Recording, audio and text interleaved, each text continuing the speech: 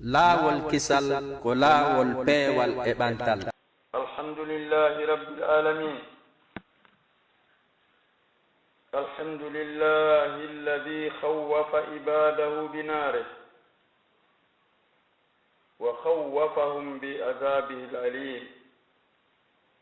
Wa ashhadu an la ilaha illa Allah wahdahu la sharika lahu.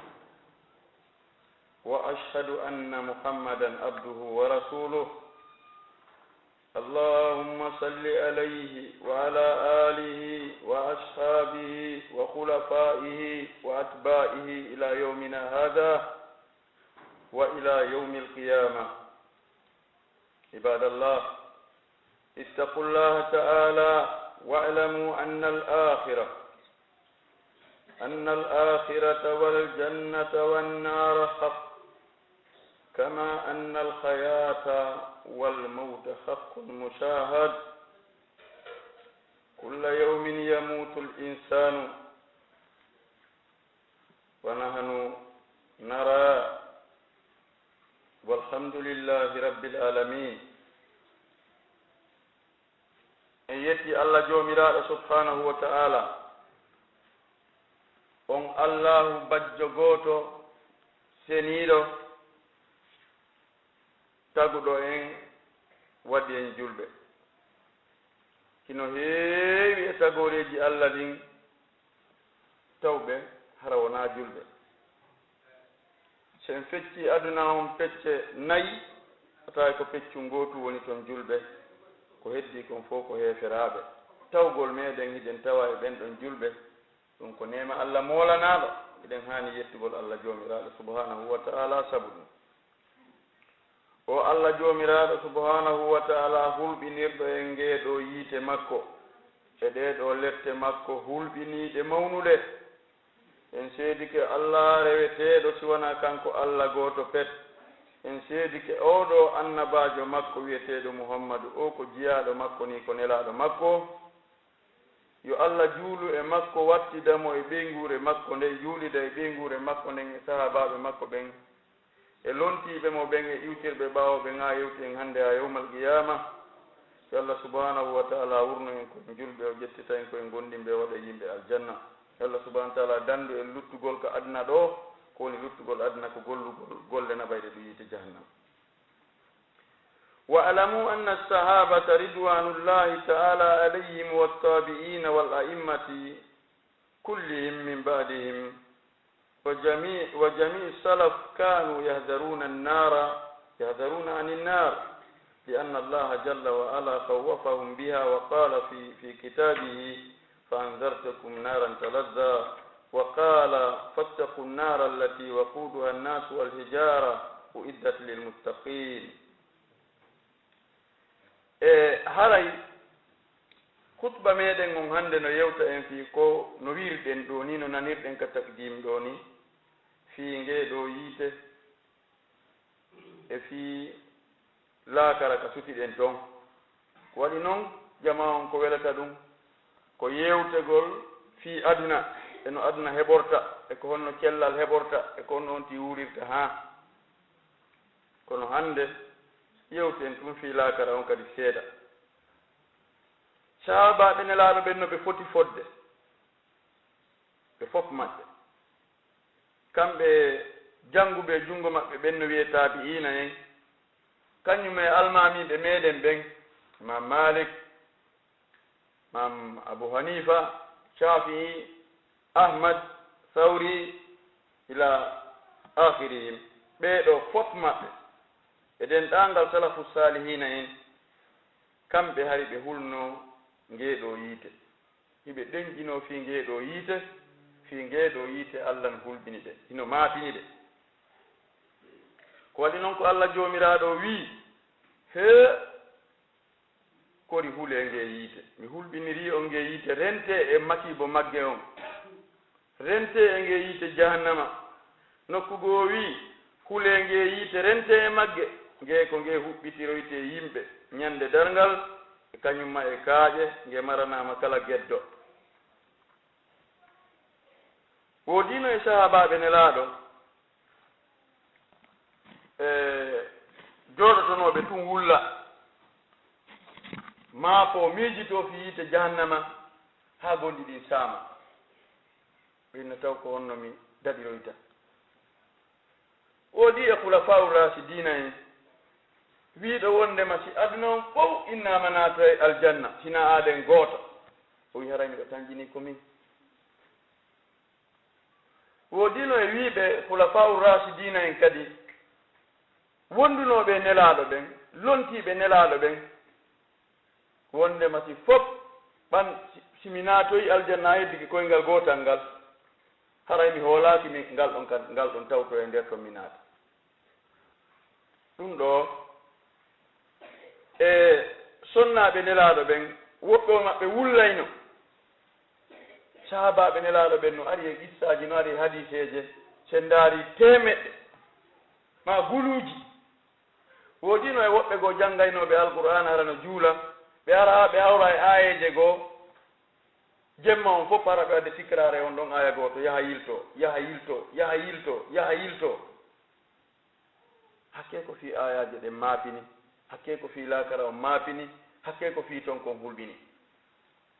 kono enen hannde ko welata yimɓe ɓen ko aduna on ko fii no aduna heɓorta no jawle ɗuuɗirta no galleeji heɓorta ko ɗum ɗon ɗum noon haray aduna on kan en ari e yii e resiisi hasa en hewti ko aduna e wuuri kono hihi jooni ko honno eggirten ɗo kañum kadi yahen ko Allah joomiraaɗo subhanahu wa ta'ala ko hon ɗum tawoyten ko honno tawroyten galleeji ko ɗiɗi ko aljanna e yiite taw ko on to e muɗum weeroyten ɗum ɗon maafina yimɓe buy hay sino maafini ko seeɗaaɓe yo Allah subahana wa taala waɗ ɗum ɗon aanina en waɗe yanngantooɓe e laakara waɗɗen ɓerɗe meeɗen fii laakara fii on ɗum fii en hisoy ko annon aduna ɗo ɗum yimɓe ɓen ko uurata kon ko duuɓi daɓɓi ɗuɗi nelaaɗo Allah sallallahu alayhi wa sallam ɓe maaki jeya e mofte maɓɓe ɗen duuɓi ɗi juutata ko hakkunde duuɓi 60 laakara noon si on tiyahi toon ko abadan o yaltata toon o yiwata toon so heɓoyi aljanna ko abadan so heɓo yiite kañum kadi si tawi woni hina e ɓen ɓe anndanda hoore ma ɓe sirkanaali Allah joomiraaɗo subhanahu wa taala si on ti naatoyi yiite tawi mo sirkanno Allah ko ton o luttata yo Allah subhanahu wa taala dandu en heɓoygol malaire yawmal qiyama والسلف كلهم كانوا يذرون هذه الآية آية الورود في سورة مريم حيث قال الله جل وعلا وإن منكم إلا واردها كان على ربك حتما مقضيا ثم ننجي الذين اتقوا ونذر الظالمين فيها جثيا وقال رسول الله صلى الله عليه وسلم الناس كلهم يردون إلا النار أي يرد الناس كلهم في النار ثم يصدرون عنها بأعمالهم رواه أحمد والترمذي حاولوا أيها الناس الخروج عنها بصالح أعمالكم هري ويد سلف الصالحين إن بفتي فد هري بدنجينو آية غوتو كال القرآن كدي بدنجي آية القرآن فو هنا بدنجينو آية yewtuɗo fii no yimɓe ɓen naatiroyta noon e ka yiite hay so tawi konnguɗi ɗin hakkunde karama ko ɓen aya on woɓɓe no wi ɓe naatoyenge net woɓɓe no wi ka hoore e sirate ɓe rewata sahaba ɓen e salafu salihina en ari ɓe ɗenƴino oɗo aya ɓe hulno moƴƴa ɓay oɗo aya ari jippike sahaba ɓen fof wulli ɓe wulli hanen aysa ma nelaɗo maaki e nokkugo e hadis mo imam ahmad yaltini ɓe maaki hay gooto goy naatoyta yiite e ɓen tawanoɓe badri kañumma e hudaybiya ene aysa maaki hihi allah no daali wa in minkum illa wariduha ene aysa no famno qur'ana goy nelaɗo maaki nan kono allah subahana wa taala o wii summa nunajji alladina attaqaw wa nadaru zalimina fiha jisiya sahaba ɓen ɓe wulli ɓe aani kono allah subahana wa taala itti annde nden on won ɗum woni summa nunajji alladina attaqaw men danda ɓen hulnoɓe allah donc jaka o kulol Allah ngol dandoyta goɗɗo yawmal qiyamati yiite jahannama ngen hokka mo natal aljanna. Aya on no wiye wondema Allah daali hay gooto e moɗon ala sina o naatoya yiite jahannama. hadiseje ɓurɗe sappade ko tankina ko ɓuri wondude e goonga kon ko wondema hay gooto ala sina o rewoye kawre yiite jahannama o feƴƴa kawre ƴanngal siraade. Allah subahanahu wa taala daali si tawi ɓe rewi ɗon on anndi noon rewgol ɗon hino wondi e maafunde ko waɗi nelaaɗo sallam maaki hara ƴanngal ngal go'o ingal fanɗiri wa leeɓol hingal weli e hore ɗum kadi ngal dimbaade. si yimɓe ɓen arii ɗon feƴƴugol taway no niɓɓiti hay gooto yiyata naange ala lewru ala koode ala hay fus kammu tagganooma leydi tagganooma no niɓɓiti pit ko honɗum yonnortee toon ko salligiiji ɗin awa yaka seede men yo juulay salligaaki en nelaaɗo Allah sallallahu alayhi wa sallam ɓe maaki ko salligii on yonnanoy to on ti yawmal qiyamati ampul ala ɗum on ɗum woni kuuran ma on ko salligii ma on yeeso ngon huɓɓa juɗɗen huɓɓa koyɗen huɓɓa tawa on ti no waanima a ñalorma si on ti salligotanoko hara lanni huɓɓa tawa mala ndaygo tawa tan janfito hoore men. yimɓe ɓe ngara feƴƴa nde ɓe feƴƴa hino woodi liwɗi acciɗi yamiraaɗi wonɗi ka honno hiɗi wenga ka feesiraate ɗum ɗon hino bippitude koyɗe yimɓe ɓen hino si reppi koyngal on tingal pooɗi tawi ima noon tiiɗa awa haray onno gon yahi jahannam. nelaaɗo maaki kala mo liwɗi ɗin nangi seeki ɓanndu makko ɗum kono Allah wallimo o lumboyi Allah wallimo taa ko koyɗen tun taa ko reppugol ɗum o liwndu ngara woni reppa koyngal ngal bippita ɗon sekkito Allah walla ala koyngal ngal reppaaki on non o lumboye taa ƴiiƴan no ili ɓanndu ɗum fof amma reppaaɗo on kan on non ko nder kaka nder yiite jahannama yo Allah subahanahu wa taala danndo e reppoyede ɗon deññande. si ɗum ɗon ari nelaaɗo Allah sallallahu sallam ɓe maaki oɗo aya ɓay ardi ɓawɗo aya ari ni e wondema e gooto ala sina o naato e ka yiite wiiɗen sahaba ɓen e fira e sahaba ɓen kañum e fira e nelaaɗon sallallahu alayhi wa sallam holli wondema yimɓe ɓen ko kawre ƴanngal siraate rewata. yimɓe ɓe rewa ɗon feƴƴa tawa no woodi woɓɓe goo arooɓe ɓe ara haa ɓe hewta tawa salligotanoko ko naafiji salligotanoko juula e salligaaki ko wigol awa salligiiɓe o julne en ɗon wonane en fof jokkane en fof ko onon salligi. salligi ko farilla ma la yutimmu lwajibi illa bihi fa huwa wajibun tawi janfito salligi on e julɗe nden fof ko farilla na woɓɓe goo aroye haa ɗon ka ƴanngal siraate tawa kamɓe ndaygo ala ɓeyna onon ko honto ittuɗon ngu ndaygo onon ɓe ɗum jalbani ɓeyna yilte ɓaawo ton yilte ɓaawo to ko toon ndaygo ngun sennda ɓe yilto ɓe yaha ɓe tawata hay gooto toon ta gaynaama senndeede ɓe yiyata ɗon hay gooto ɓeyna ɓe ara tawa miir waɗaama hakkunde maɓɓe e julɓe haɗɗan ɓen wonduɓe e ndayguuji ɓen ɓen ɗon feƴƴi kamɓe ɓe wara ɓe wonta ɓaawo.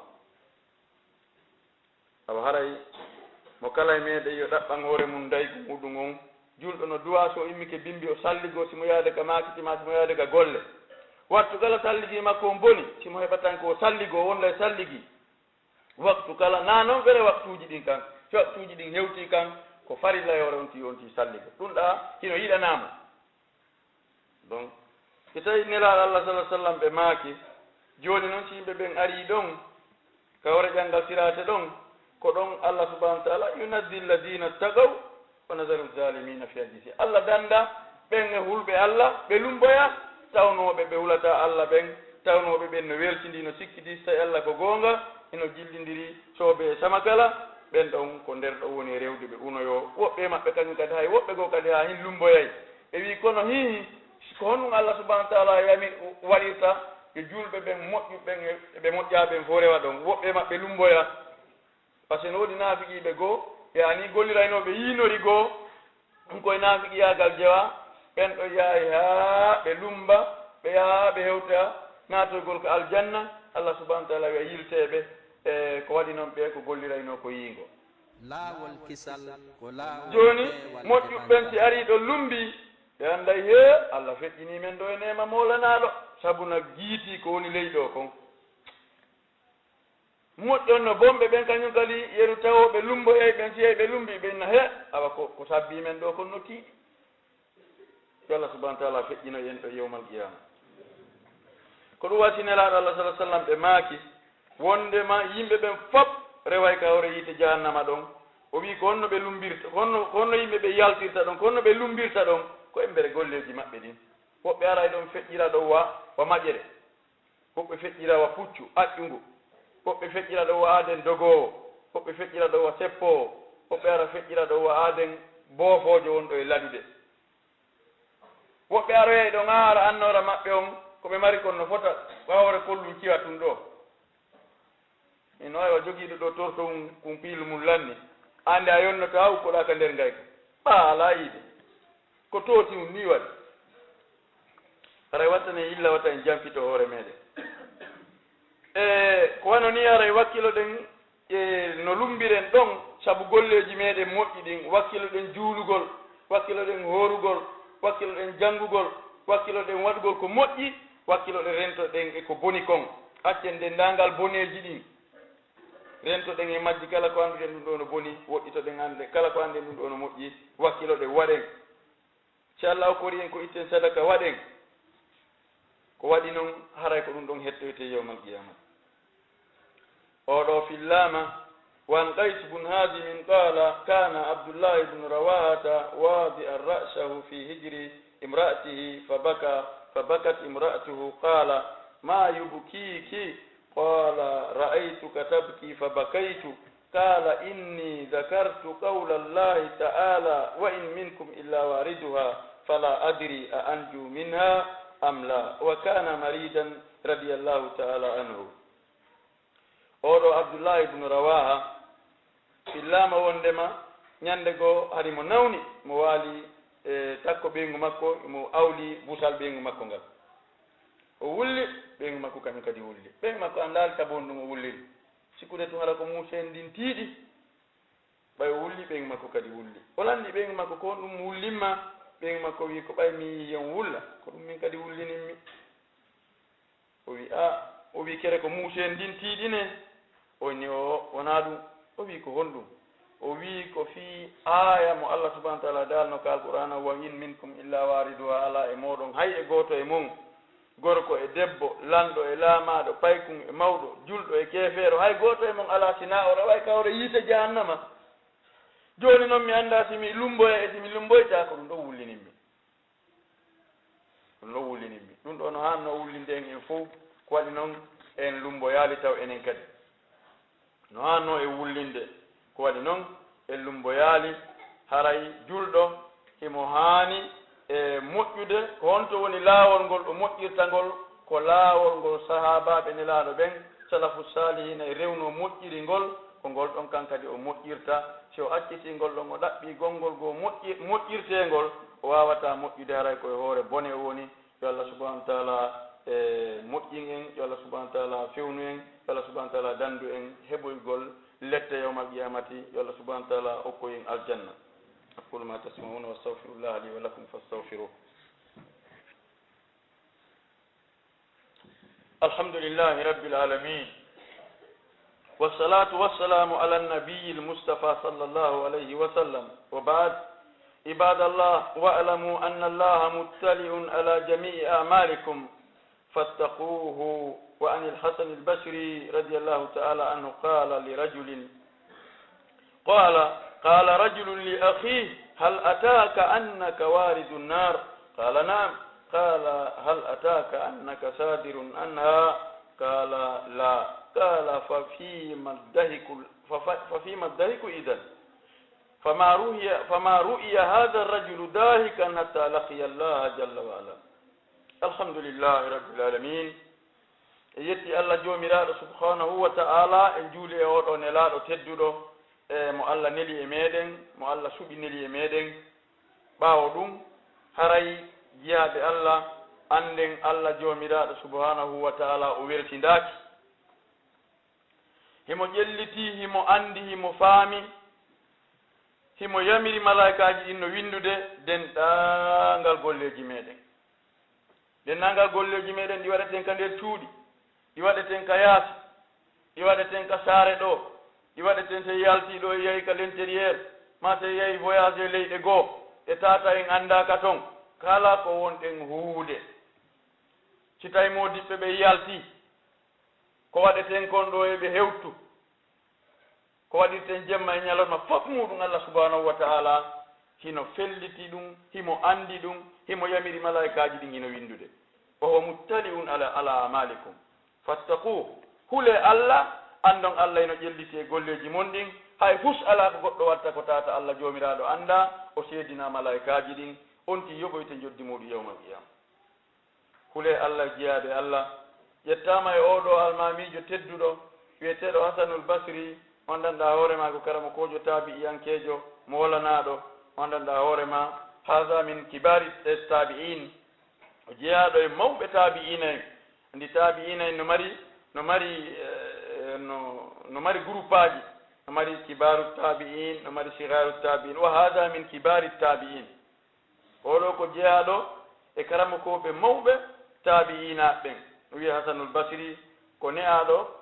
ka suudu nelaɗo sallallahu alayhi wa sallam ko wimo Hasanul Basri naafi en makko ko basarayankejo kono ko mawɓe makko ɓen eggiduno e makko wi Madina ɓe yaade makko Basra o woni toon o jangi toon ha o wotti hande kadi hemo janna ka juulirde Basra o wiya ɗon e Allah imam al Hasanul Basri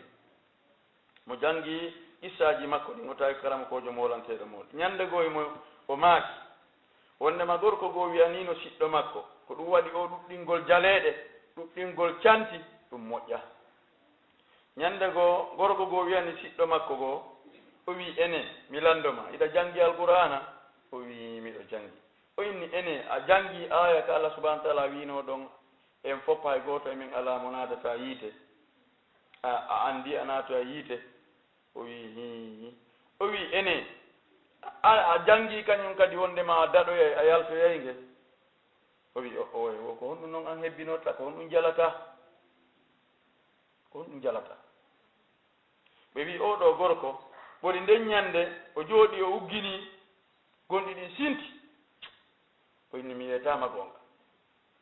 ɓori nden ñande o yi'a kay mo jala ha ñande o fiƴƴini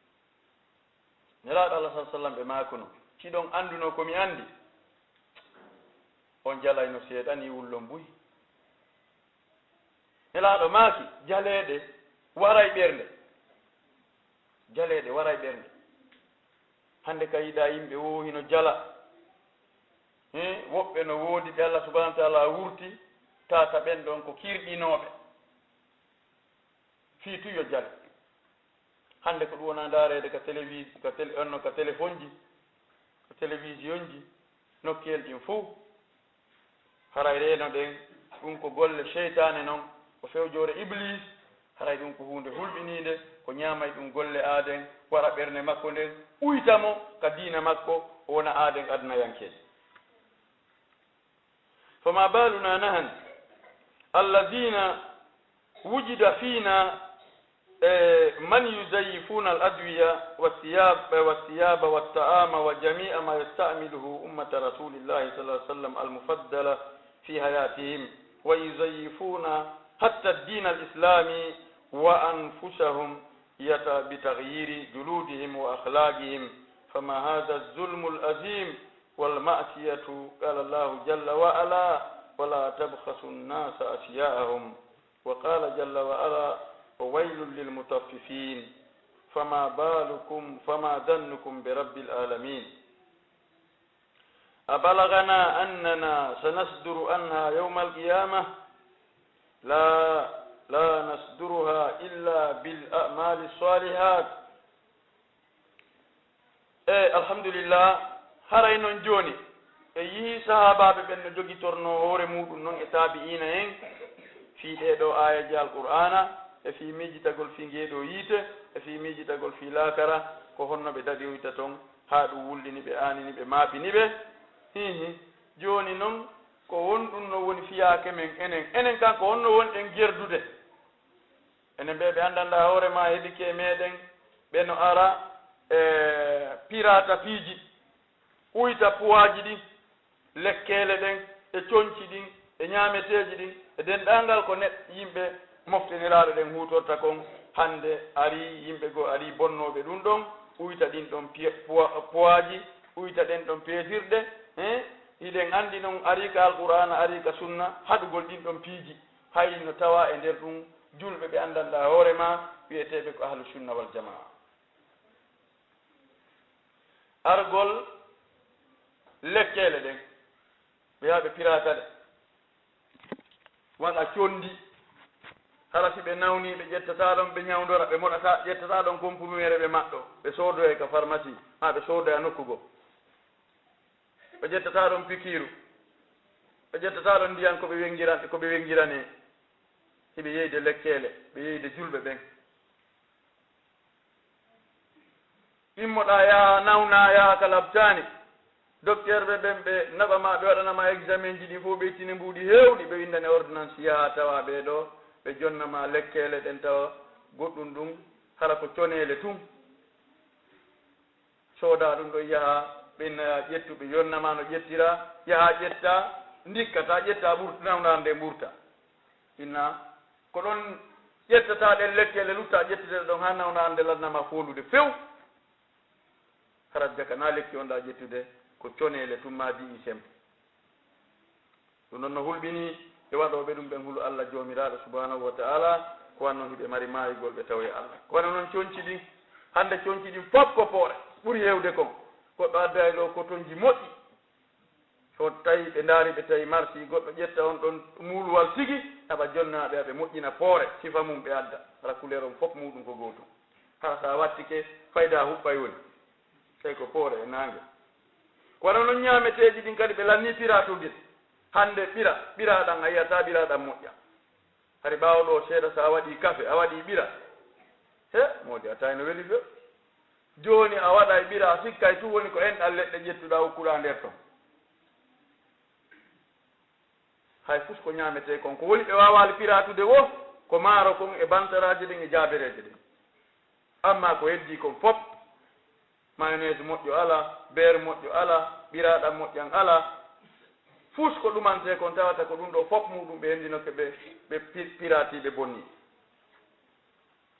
ɗum ɗo fof muɗum no julɓe goo no wadde ɗum yo ɓen accu si ɓe accali aray alaka ɓe tawoye Allah nden nangal siko paɗe a sooda e paɗal ɗo hannde yaltida e maggal yaha saare ndeɗa arta tangal boni tangal ngal lanni few ngal lanni o ƴaade ñande goo mi ittuno 100 000 francs mi soodi paɗal komi juulira e iidi ngal hewtino allanka iidi tayngal boni ɗum ɗo noon ko julɓe ɓe woni e wadde si waɗi ɗo piiji taw ɓeeɗo julɓe kañum kadi ko mooli honɗum e julɓe ni kadi taw ɓeeɗo kañum kadi ko honɗum e tañƴini yawmal qiyamati hayno hulɓini ɓeeɗo o ko ɗum ɗo ɗoni e wallitorde moftenelaaɗo ɗen yimɓe ɓen ariino hay ɓe piratino a diina Allah kan joni laawi bus no woodi ɗo e wiye tariqu rasuli no woodi hannde kadi tariquji bus no woodi turuquji heewɗi no woodi laawi sa ndaari e defte yewtayɗe ɗin filɗe onno masalan almawsu'atul muyassara fil adyani l mu'asara e ko nanndi tawi si waɗi yewtayɗe a turuqu wal adyan sa ndaari ɗen defte a tawi no hulɓini ka nder l'islam ko nelaaɗo makuno kon laawi 93 ɗiɗo fof muɗum wiyay ko julɓe nelaaɗo ma ko gootum ku woni l'islam ko heddi kon fof ko mere ko fof a wattanen hakkille ɗin piiji laawi ɗin no ɗuuɗi ka nder diina ko laawol nelaaɗo ngel fu woni goonga ko heddi kon fof ko sama kala ɗin noon fof muɗum ɗi huɓɓinoyta ko ɗinaɓe haa hewta ka dambugal ɓenna daro ɗon daroɗa ɗon ɓeya naata min kadi mi naata onon on naataɗo naa ɗo da dambugal mum ngal ni joni noon ko ngal ɗon tu wonno kono gerdata a rentoɗen e ɗi laawi so rentaake e majji e yondinori ɗin ko ɗin tun jogiɗen iɗen maɗɗi ɗin iɗen nodda bimbi e kiikiɗe jemma e ñalorma tana noon nelaaɗo noddirno mi alaa e jambitude laawol o kono noon harado en anndu ko laawol nelaaɗo ngol sallllahu alayhi wa sallama ko ngol ɗon tun allah subhanahu wa taala irriti hedditiɗɗin fof laawi saykuɓe ɓe annduɗen ɓen fof ɗin ɗon fof ko meeɗen ko laawol peewal e ɓantal ɗi ƴettataake yeeso allah haray noon wiyen allah subahana taala dalika alqur'anu lkarim wala tabkasu nnasa asiya'ahum o tan uyta yimɓe ɓen dey piiji maɓɓe ɗin tan uytu kilo o tan uytu sariyar nden tan uytu pooti kun tan uytu e métre centémétre on tan uytu onno ko épaisseur ji ɗin épaisseur ji ɗi o tan uytu dose ji ɗin tan uytu ɗum ɗo fof joni noon ɗum ɗo fof muɗum mo kala ko yahugol ƴetta ko moƴƴina kon tawata nafay yaha piratoya ɗum ɗon si tawi goɗɗo soodi ɗo paɗal o addi ɗay ko moƴƴal ɓe yaha ɓe ƴettoya paɗal ngal si ngal yeeɗo 50 000 o yaha sifa maggal netto ene moƴƴinanan ɗum ara ko yeete 5 000 ɗum ɗon moƴƴay ɗum ɗon moƴƴata ma ko yeete 10 000 ko a wino ko beaucoup l'argent beaucoup travail petit l'argent petit travail na ɗum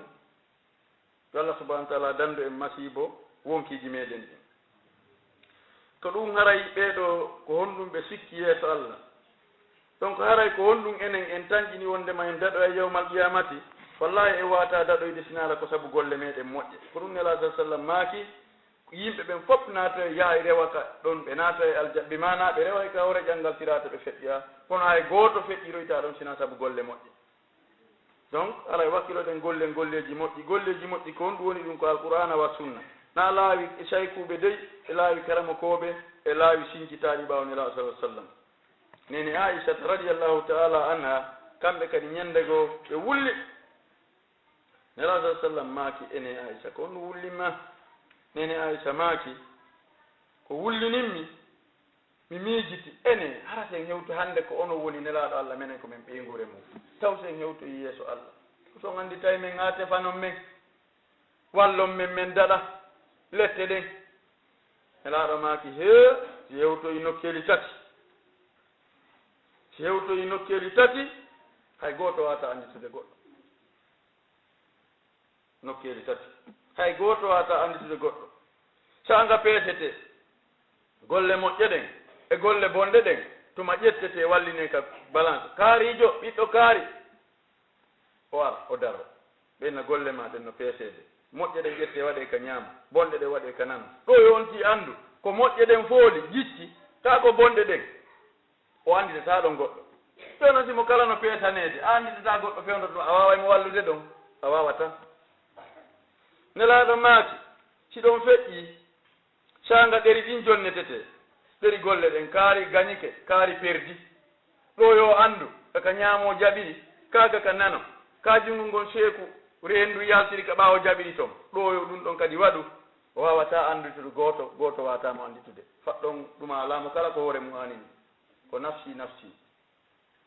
nda nelaaɗo no toro allah allahumma sallim allah hisinanam mofti an ɗen kono ko wonɓe hijata ko wonnoɓe mofte nelaaɗo haqqan ɗen annen ko alqur'ana on e sunna on woni ko wawata nafoyde yewmal qiyama nelaaɗo maaki hiɗon feƴƴi tatabum ɗum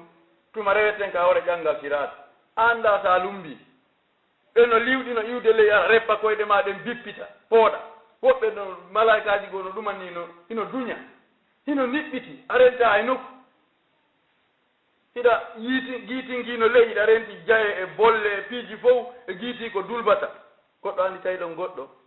annditata nelaaɗo maaki ɗo yonti anndu to lumboyi ka gaɗa yawɗo lumboyi ka gaɗa caangol no lumbiri kara an o yilditan to goɗɗo ka gaɗa ka gaani ka gaɗa gaa watta koyo yeɓɓito dow ndaara tawi ɓe lumbi awati ɓe lumbaali o innaaga yo allah lumbi mum o continue o yaha donc nelaaɗo allah sallah sallam ɓe maaki wondema ɗiɗo nokkiili tati hay gooto annditata goɗɗo saanga peetete ɗo yonti anndu ko golle makko moƴƴe ɗe ɓuri ɗuɗde kaa ko golle bonɗe ɗen saanga ɗeri ɗin jonnitete kala ko ñaamo ngon o heɗɗo nanngiri ɓayti ko ñaamo ngon nanngirɗa hara yangon adadi siko ko nano ngon nangirda hara a perdi tentini non siko ka baaw hara perdi di mburti ka janga sirate on ti lumbi ka lumbali o unoyike ka lumboyike gada do di do nokkel tati do yo andudi di piiji tati do yo andudi o andita goddo sinela do makani be andita goddo hara ko karamo ko men ko imam mongon andito itaw ka ko say kube membe ko Sheikh Ahmad Tijani ka ko Sheikh Abdul Qadir Jailani ka ko Sheikh Umar Futi ka ko Imam Salif Kamara ka ko Dr Muhammad Wuri Bari ko be andito itaw en don abadan sinela Allah sallallahu alaihi wasallam andi tali goddo yawmal qiyamati su salimo wallude annaba ben fop andi tali ay goto mo kala no hulani hore mum ci daday inni akhafu in asaitu rabbi adaba yawmin azim annaba be naru no be yeti en o kala wi he awade min mido huli jomi ay yawmal qiyamati mido huli wata taw mido yeddi jomi ay yawmal qiyamati o deddo yammi o nabam mi kayite mi wata mi tefanta goddo mi intervenanta goddo haaju an alamo kala e hore mum kaka aduna do on e wallindirde a wakkilo de mojja wallindiren ka aduna do nanen khutbaji di nane waajuji din e ɓannen defte ɗen janggen rentoɗen ko boni ko karama ko ɓe wonen hadde kon jokken ko moƴƴi kon haray en dandidiri si tawi ɗum ɗon manki yawmal qiyamati haray ko perdi on to Allah subhanahu wa ta'ala dandoy aqulu ma tasma'un astaghfirullah li wa lakum fastaghfiruhu innahu huwal ghafurur rahim ربنا ظلمنا أنفسنا وإن لم تغفر لنا وترحمنا لنكونن من الخاسرين اللهم أجرنا من النار برحمتك يا رب العالمين اللهم اجعلنا من أهل الجنة